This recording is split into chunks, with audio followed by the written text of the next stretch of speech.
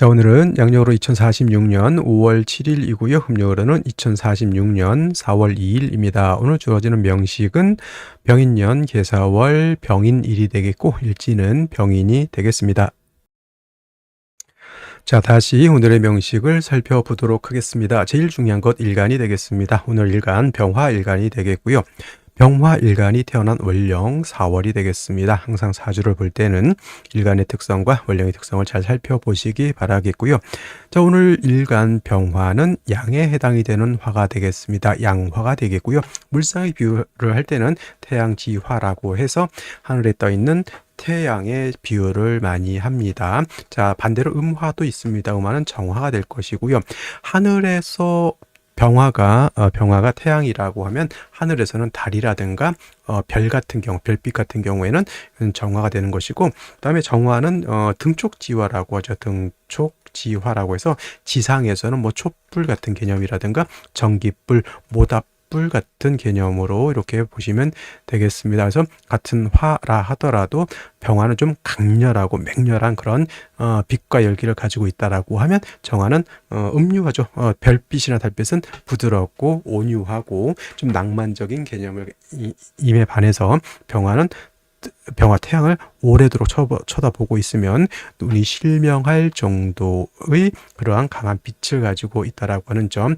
그리고 한 가지 또 일간이 병화 또는 일간이 정화일 때는 원래 화라고 하는 것은 빛이라고 하는 개념하고 뜨거운 열기라고 하는 개념으로도 이렇게 볼 수가 있는데, 우리가 이제 일간이 정화일 때는 열기의 개념이 아니라 빛의 개념으로 이해를 하는 것이 좋을 것이고, 그 다음에 이제 정화가 약하다라고는 했지만 정화가 병화보다 잘하는 것이 있어요. 왜냐하면 금을 단련하는 것만큼은 병화는 금을 실질적으로 단련할 수 있는 공력이 없지만은 그 금을 단단한 경금 같은 것을 단련하는 것은 정화가 아주 잘한다, 이렇게 볼 수가 있겠습니다. 그러니까 예를 들면 경금일간이 정화를 쓴다라고 하는 것은 경금일간이 정화를 쓸 때는 정화의 빛을 쓰는 것이 아니라 정화의 뜨거운 열기를 쓰는 개념으로 이렇게 생각하시면 뭐 이해하기가 어렵진 않을 것 같고요. 자, 아무리 태양지화인 병화도 신약한 경우가 있다. 이런 경우에는 간목으로서 병화를 생조해 줄 필요가 있겠고, 병화는 왕하게 되면은 자신의 빛은 더욱더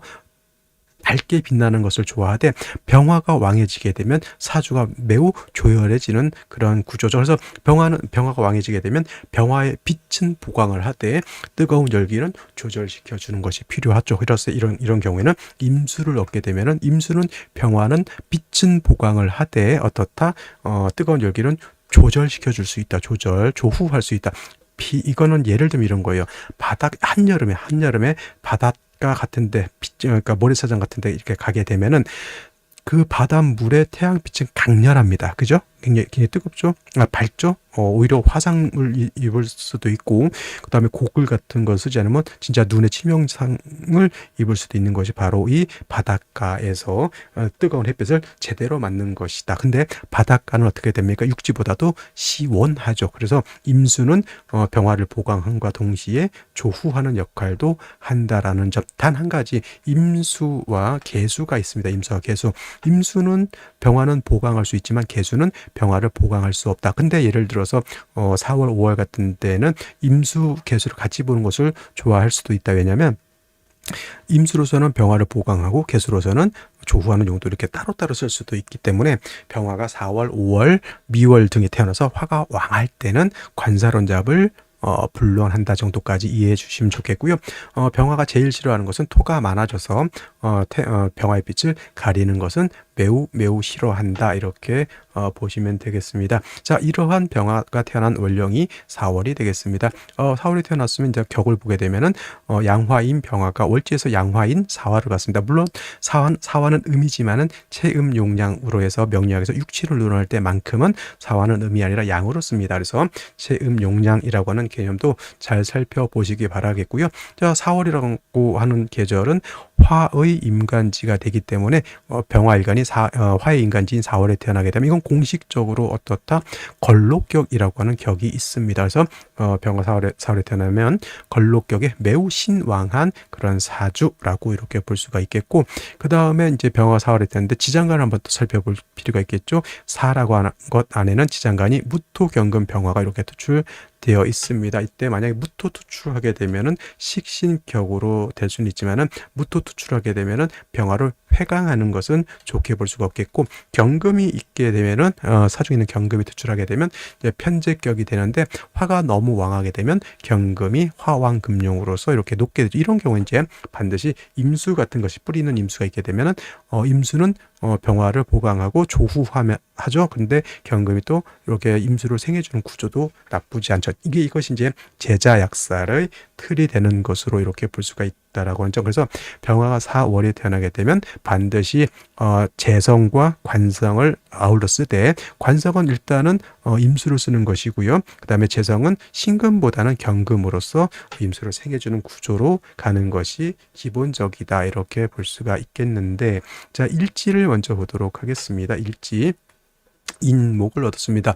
인월에 4월에 인목을 보게 되면은 병화가 인해도 통근이 되죠. 사회도 당연히 통근이 됩니다. 화가 굉장히 치열해지죠. 수가 없으면 인목은 화다 목분이죠. 목분비회, 목분비회가 됩니다. 나무가 불에 타서 사라져 버리는 구조가 되는 것이고, 연재 다시 인목을 얻었는데 수가 없습니다. 더해서 연간의 병화가 다시 투출되어 있으니 이거 완전 4월에, 염상절인 4월에 굉장히 조열한 그러한 구조가 되어버렸습니다. 천하가 다 뜨거워서 팔팔 끓는다, 이렇게 생각하시면 되겠는데, 월간에 뭐가 있습니까? 개수가 하나 이렇게 있습니다. 개수가 하나 있는데 이렇게 목화가 세력을 얻어서 화가 세력을 오면 독수오건이 된다 그래요.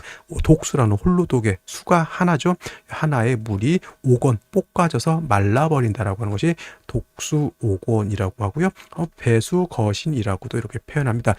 잔배째죠. 한 잔의 물로 한 수레의 땔감에 붙은 불을 끈다라고 하는 게, 불이 꺼질까요? 안 꺼지죠. 오히려 물만 증발돼서 날아가게 되는 것이다. 그래서 지금 이 상황이 그러한 경우입니다. 개수정관이 볶아져서 날아가는 독수오건, 배수거신되는 그러한 구조가 되어 있으니 생시에서는 반드시 보다 개수를 도와줄 수 있는 관성이라든가 또는 재성을 얻는 것이 급선무가 된다, 이렇게 볼 수가 있겠습니다. 자, 그렇다고 하면 생시는 어떤 생시를 얻는 것이 좋을지 알아보도록 하겠습니다.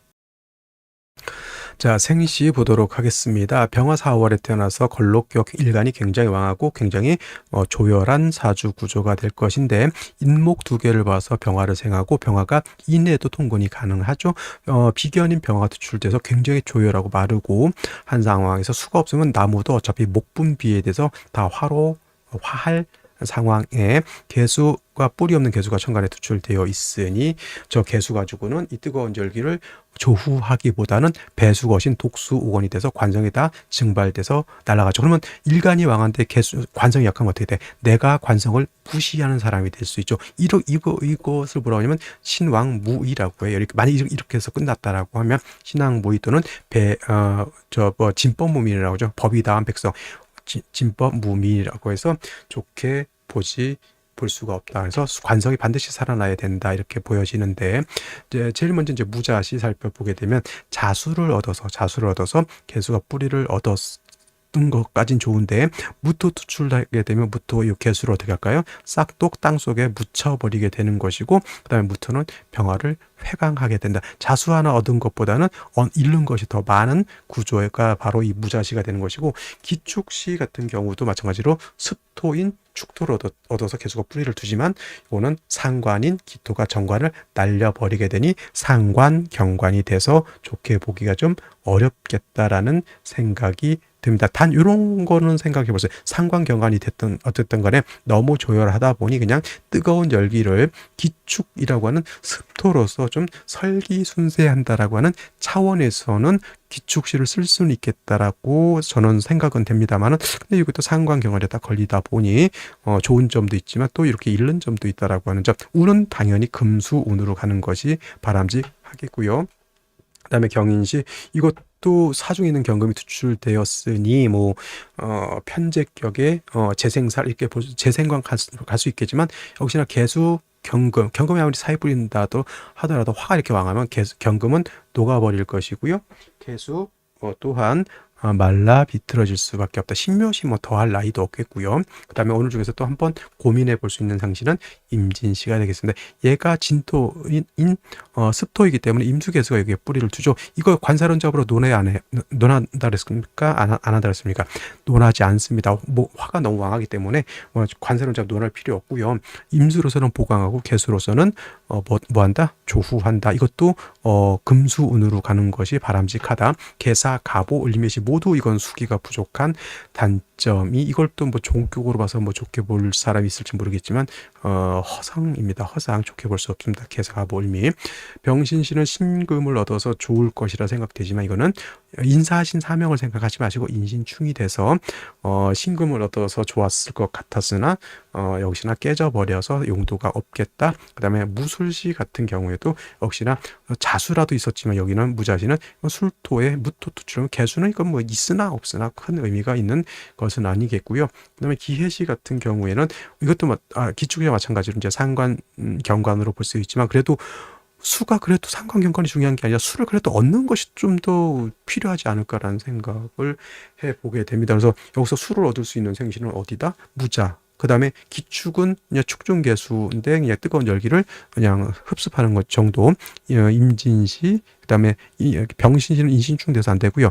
정유시는 이거는 금이지 수가 아니고요. 기해시 정도로 생각해 볼 수 있는데 따지고 보면 쓸 수 있는 것은 뭐 그렇죠. 임진시 또는 기해시 정도로 이렇게 일단 봐놓고 우는 금수운 쪽으로 가는 것이 제가 봤을 땐 가장 합리적이지 않을까 이렇게 생각이 됩니다. 자, 오늘은 여기까지 설명드리도록 하고 저는 내일 또 찾아뵙도록 하겠습니다. 감사합니다.